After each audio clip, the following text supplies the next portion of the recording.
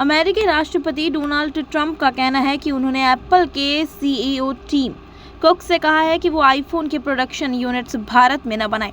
उन्होंने कहा कि मुझे टिम कुक के इस प्लान से दिक्कत है और मैंने उन्हें साफ कर दिया कि भारत में ही इतने ज़्यादा प्लांट लगाने की क्या ज़रूरत है।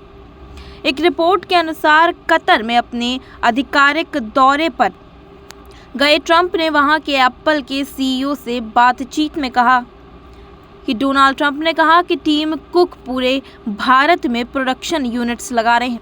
मैं नहीं चाहता कि इस तरह से भारत में विस्तार किया जाए। उन्होंने कहा कि अब मेरे कहने के बाद एप्पल की ओर से अमेरिका में आईफोन का प्रोडक्शन बढ़ाया जाएगा। अपने इस ऐतराज़ की वजह से डोनाल्ड ट्रंप ने साफ की है। उनका कहना है कि भारत दुनिया की सबसे अधिक आबादी वाला मुल्क है, लेकिन वहाँ हमारे लिए अपने उत्पादनों को बेचना सबसे कठिन है।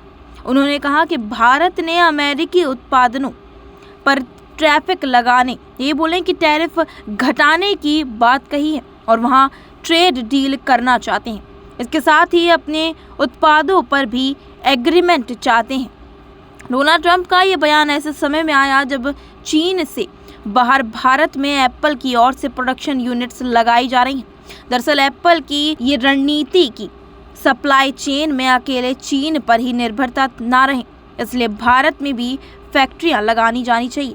अमेरिकी राष्ट्रपति को उसके इसी प्लान पर आपत्ति है।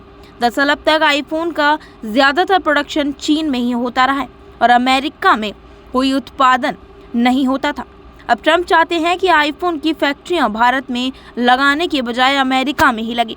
दरअसल कोरोना काल में जब लॉकडाउन लगे थे तो बड़े पैमाने पर सप्लाई चेन प्रभावित हुई थी। ऐसी स्थिति में एप्पल ने सप्लाई चेन को अलग अलग देशों में विस्तृत करने की योजना तैयार की है।